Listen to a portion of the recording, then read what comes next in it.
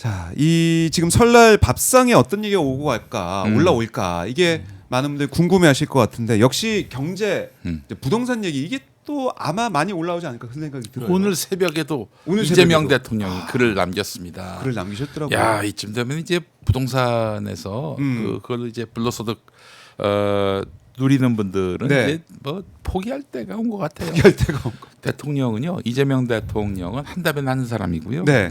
이렇게까지 의지를 표명했다면은 일단은 뭐 적어도 임기 안에 부동산으로 뭐 어떻게 좀 큰 몫을 챙기겠다 이 꿈은 좀 포기하셔야 되지 않겠나 하는 그런 생각이 듭니다. 근데 앵커님 아세요? 뭐요? 서울에 예. 반지하부터 시작해서 초고가 주택까지 일단 그 집을 네.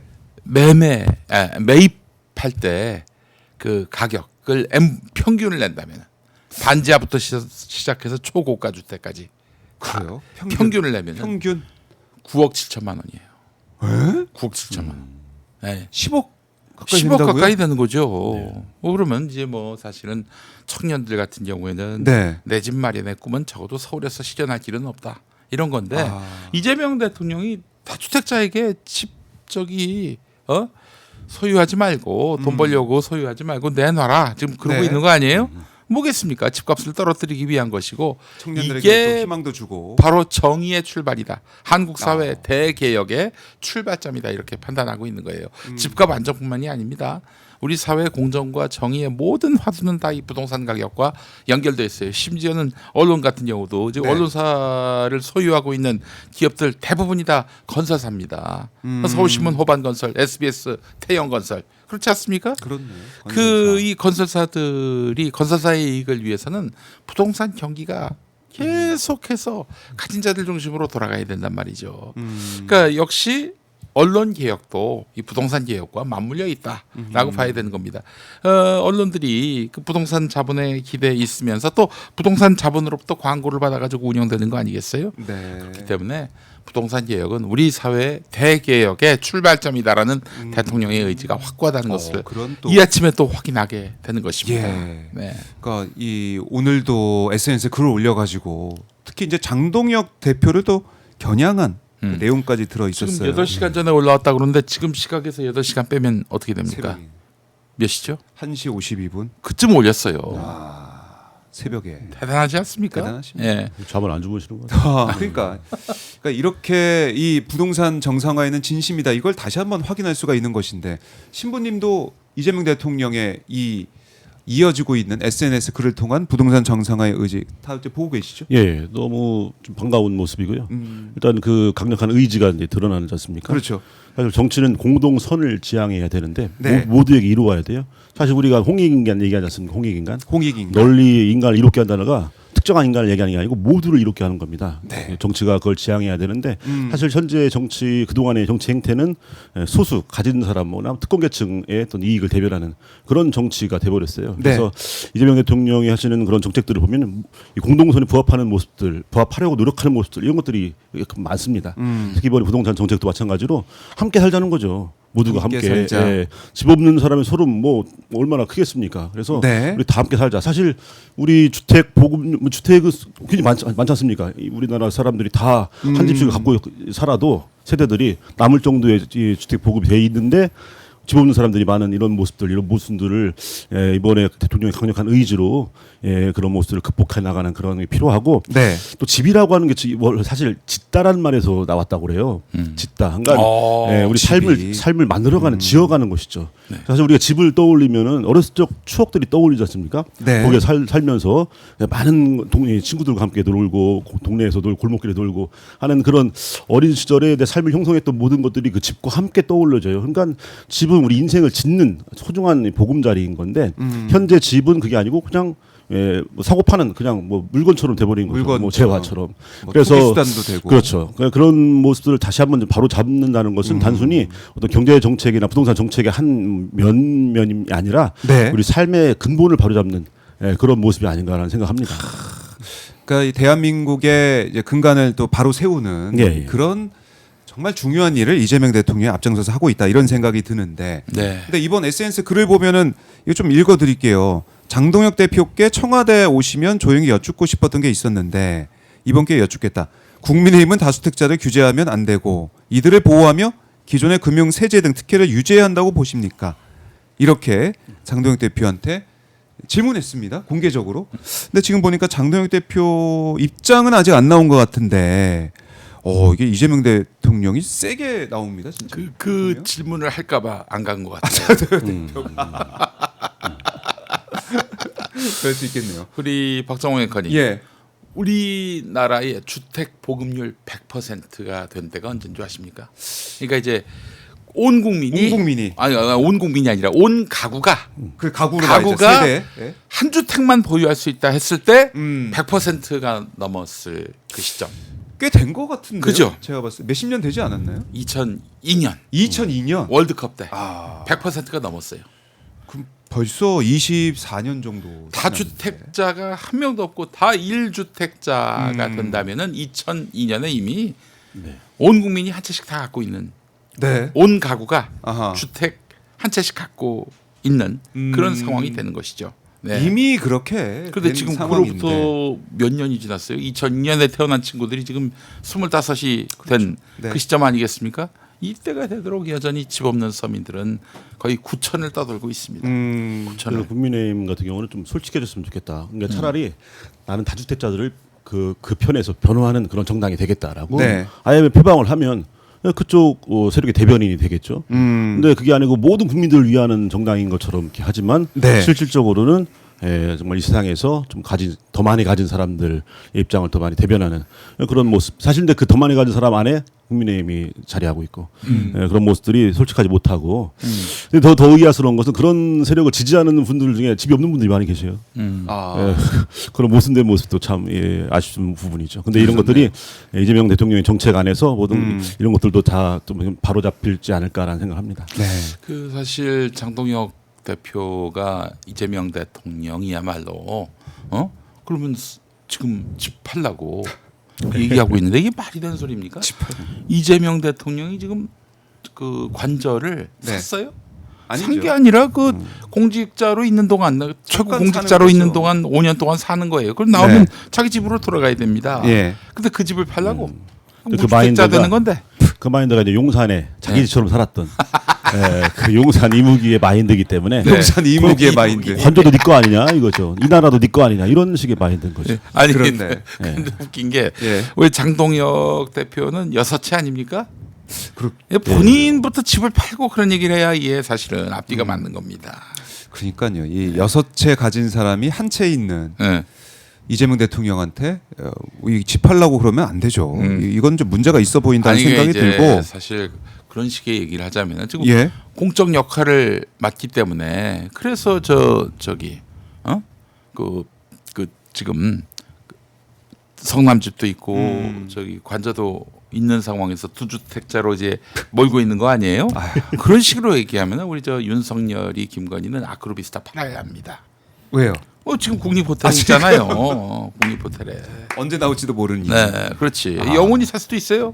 그 아크로비스타가 왜 필요합니까? 윤석열이한테 먼저 예. 그렇게 요구하기 바랍니다. 네. 그래요. 그러니까 이재명 대통령이 이제 여러 이제 SNS 글을 올리면서 이런 표현도 쓰셨습니다. 부동산 투기로 불로소득 얻겠다는 수십만 다주택자의 눈물이 안타까우신 분들께 묻습니다. 이들로 인한 높은 주거 비용 때문에 결혼 출산을 포기하는 수백만 청년들의 피눈물은 안 보이십니까? 돈이 막이라더니 설마 마귀에게 최소한의 양심마저 빼앗긴 건 아니겠지요.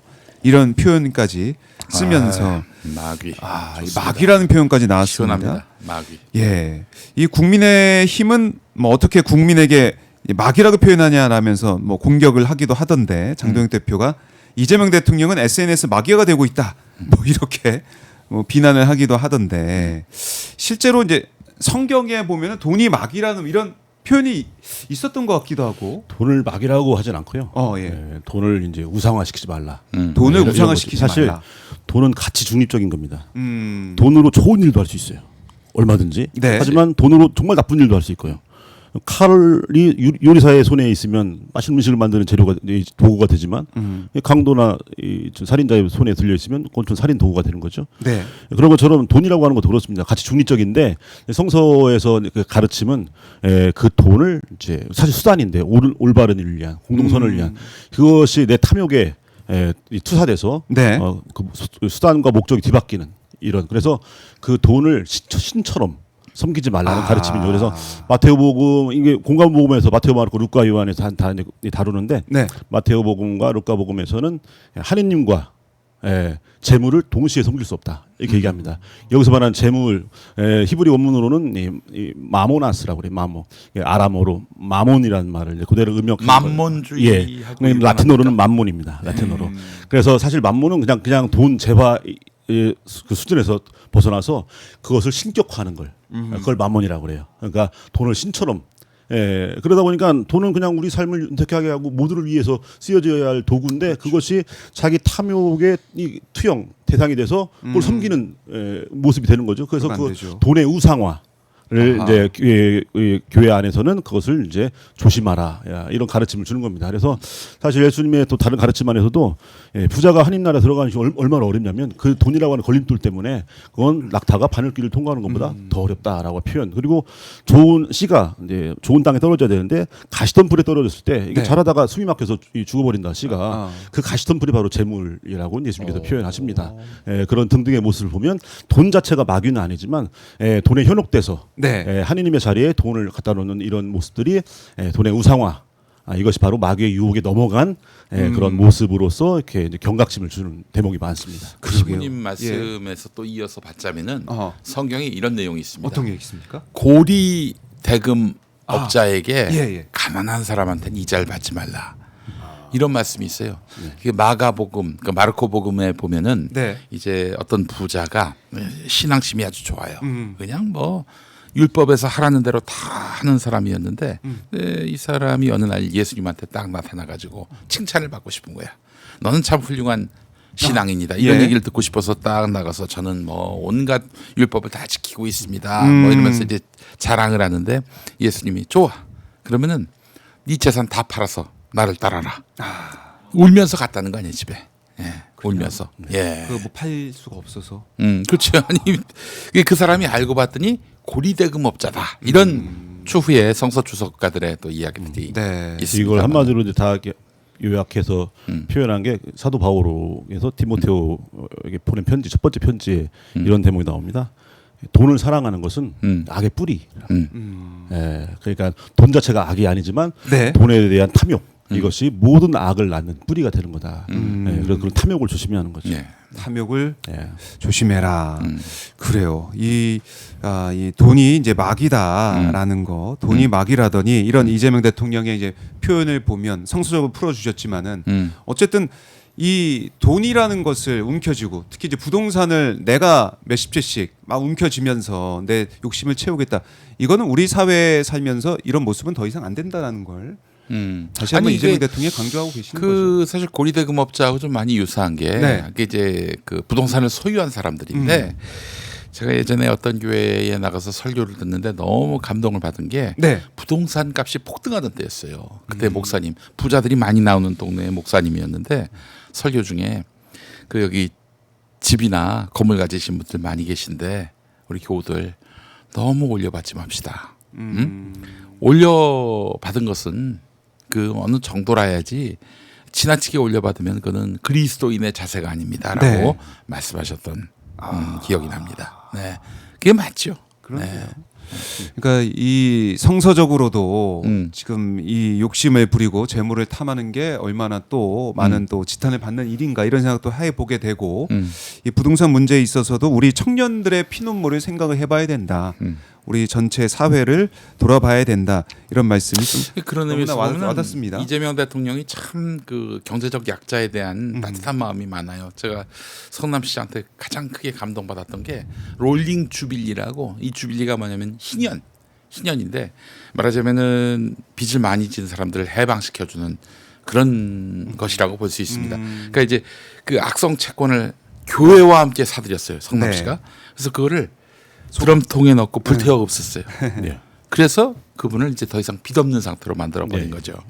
이 자세가 얼마나 훌륭합니까? 이게 정말 교회 다니는 공직자들도 잘 못하는 일을 이재명 대통령은 했던 거예요. 성남시장 때부터. 네. 제 사제인 제가 봐도 존경스러운데 사실 사제들은 의식주가 다 보장돼 있습니다. 예, 왜냐면 우리 대전 교구, 대전 충남 세종 다 합해서 대전 교구, 천주교 대전 교구인데 145개 본당이 있어요. 네. 예, 이제 5년씩 로테이션하면서 이제 도는데 사실 사제가 굶어 죽을 걱정 없고 뭐 이슬마저 걱정 없습니다. 다 보장됐는데 그런 상황에 만약에 제가 가정을 가진 사람이라고 한다면 과연 이런 주거 문제에 자유로울 수 있겠는가? 정말 다른 사람 집 없는 사람들에 대한 서름에 대해서 내가 깊이 공감하면서 살아갈 수 있는가?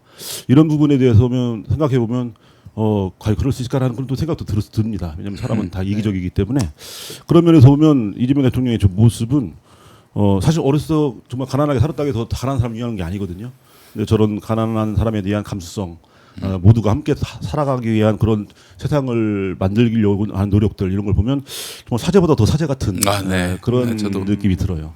예. 사제보다 더 사제 같은 그런 느낌. 그런데 이제 참 역설적이게도 보수 극우 개신교가 그렇게 싫어해요. 이재명 대통령을.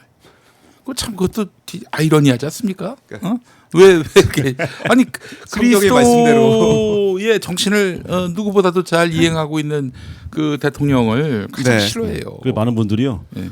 혹시 이재명 대통령이 천주교신자 아니냐고 이번 내란 전국 겪으면서 예, 아닙니다. 저 열심히 개신교 신자분이십니다. 작은 그래요? 집입니다. 작은 집 깜짝 놀랐어요. 소속이에요. 네. 예. 아니 그 참 보면은 어머니가 아주 독실한 신앙인이셨고 그 부인은 또 그 예장 합동이라고 그 분당 우리 교회 집사로서 예전에 CCC 순장도 했었고 독실한 분이에요. 그래서 대통령이 영향을 많이 받았을 것이고 본인 자신도 이제 기독교 신앙이 분명히 있는 분이고 예, 제가 좀 확인해 봤는데 예. 그래서 그분에게 근데 또 그분이 정치하기로 마음먹은 곳이 있습니다. 이 성남에 가 보면은 저기 경기도 의료원 맞은편에 있는데 그 교회 이름이 예를 마지막으로 그 이제 공식적으로 선거운동 마지막으로 했던 교회인데 네. 갑자기 이름을 까먹었는데 찾아보겠습니다. 찾아보겠습니다. 예. 그 교회에서 숨어 들어가셨어요. 그 성남시 의료원을 만들자 했는데 그거를 이제 시의회가 날치기로 그냥 못하게 만들어 버리니까 거기서 강력하게 항해다가 이 경찰에 수배가 됐는데 그 교회당으로 들어가서 기도실에서 한 열흘 동안 계셨던 거죠. 네. 그래서 기도하면서 그러면서 내가 정치를 해서 바꿔보겠다. 성남시 의료원 만들겠다. 거기서 이제 정치를 결심하게 된 거죠. 야, 예. 그래요. 그러니까 주민교회. 주민교회. 성남 주민교회. 성남 예. 주민교회. 예. 예. 좋습니다. 저희가 이걸로 또 이제 오늘 또 생방송이라는 것도 또 아실 수가 있는 거네요. 네. 생방송 아니었으면 다 끊고 예. 이제 다 알았던 것처럼 주민교회를 이제 찾아서 찾아서 딱 갔을 텐데 예. 생방송의 묘미입니다. 예, 바로 그 생각이 나서 또 말씀을 드렸고, 그러니까 부동산 정책에 대한 이재명 대통령의 의지는 우리가 확인하고 있는데 그러면 부동산 시장의 반응은 어떤가? 이것도 사실 중요하고 어떻게 달라지고 있는가 이게 체감할 수 있는지도 중요한 거 아니겠습니까? 혹시 두 분께서 주변의 이제 반응이나 아니면 정말 부동산 시장 분위기가 좀 어떤지 이거 좀 알고 계신 게 있으면 궁금하네요. 일단 제 주변 분들의 네. 반응은 사실 제가 어떤 사람들이랑 가깝구나라는 걸 이제 느끼는 게 다 찬성해요. 거의 다. 그러니까 이분들은 다주택자들이 다주택자가 없으시군요. 별로 없구나. 저는 그래도 나름 되게 겉으로 보면 있어 보여서 네. 뭔가 좀 있으신 분들도 많이 계시겠지 했는데 예, 다 정말 찬성하시는 분 대부분이고 다만 좀 걱정하시는 분들 예, 걱정하길래 왜 그래요? 왜 걱정하냐 했더니 집이 두 개라는 거예요. 봤더니 이제 어머니 아버지 사시는 집이 하나 있고 본인이 이제 나와서 조그만 집 하나 사갖고 이제 일 때문에 나와 서 사는데 다 다주택자 아니냐면서 걱정하길래 너는 아니요 해당되는 거 아니요 이렇게 설명해주면서 그 기회에 예, 이재명 대통령의 부동산 정책을 또 설명하는 기회가 됐어요. 그래서 이해하면서 그런 거냐고 하는데 대부분 지금 반응은요 뭐 제 주변의 분들이 뭐 다 그냥 소박한 서민들이라 그런가 반응은 아주 좋습니다. 진작에 이랬어야지 하는 분들이 많습니다. 진작에 이랬어야지. 예. 그러니까 그런 반응들. 우리 목사님 주변에도 뭐 다들 응원하시는 분들 반응이 많을 것 같아요. 그럼요. 뭐 저도 뭐 부자들이 좀 많이 다니면 11조 많이 내서 참 좋을 텐데 그런 것 같지는 않고. 근데 보도를 보니까 말이죠. 네. 그 압구정 현대 아파트 같은 경우 183제곱미터 128억 하던 것이 92억 매물로 나왔다. 128억이요? 예, 그러니까 36억이 한 방에 떨어진 것이죠. 네. 뭐 그런 보도가 나왔어요. 뭐 제가 직접 뭐 현장에서 확인한 건 아니지만은 이런 거 보면은 확실히 네. 그 대통령의 의지가 어떠하느냐에 따라서 정책 신뢰도가 있느냐 없느냐에 따라서 시장이 좌우하는구나라는 것을 확인하게 됩니다. 새벽에 2시가 되도록 뭐 대통령이 이건 난 반드시 어떻게든 예. 정상화시키겠다라고 의지를 밝혔는데 시장이 여기에 냉소를 보낼 수가 없는 것이죠. 그 강남 아파트의 그 36억 마이너스가 네. 이 정책을 통해서 그 누군가 집 없는 사람에게 예. 더 막 360억, 3,600억의 어떤 그런 효과로 그럴 수 발휘할 있죠. 수 있는 거죠. 네. 그러니까 우리가 그 마이너스 때는 다주택자의 그런 부분을 손실로 생각하고 마치 국가 우리 대한민국이 손실 보는 것처럼 손해 보는 것처럼 이렇게 보도하고 언론들이 하는, 그렇게 보도를 하죠. 그런 거에서 우리가 너무 회복될 필요도 없고 네. 마이너스 36억이 아니라 우리 대한민국 전체 차원에서의 예. 뭐 3조 6천억 그 이상의 마이너스가 효과를 된다. 바라보는 그런 시선이 필요하다. 네. 좋습니다. 행복 가득님께서 신인규 변호사님 응원합니다. 오마이 TV 화이팅. 이제 왔다 가셨는데 아까 이제 앞에 거 이제 그러니까 앞에 보시다가, 거를 지금 순서대로 보시는 보시나 봐. 거예요. 예. 아유 네. 고맙습니다. 행복 가득님. 예. 시차가 좀 있는 거예요. 네 시차가 있습니다. 미국에서 보시나 보다. 네, 김용민 목사님과 김용태 우리 신부님과 함께 하고 있습니다. 네 슈퍼챗 받고 이게 있고요. 참 이게 뭐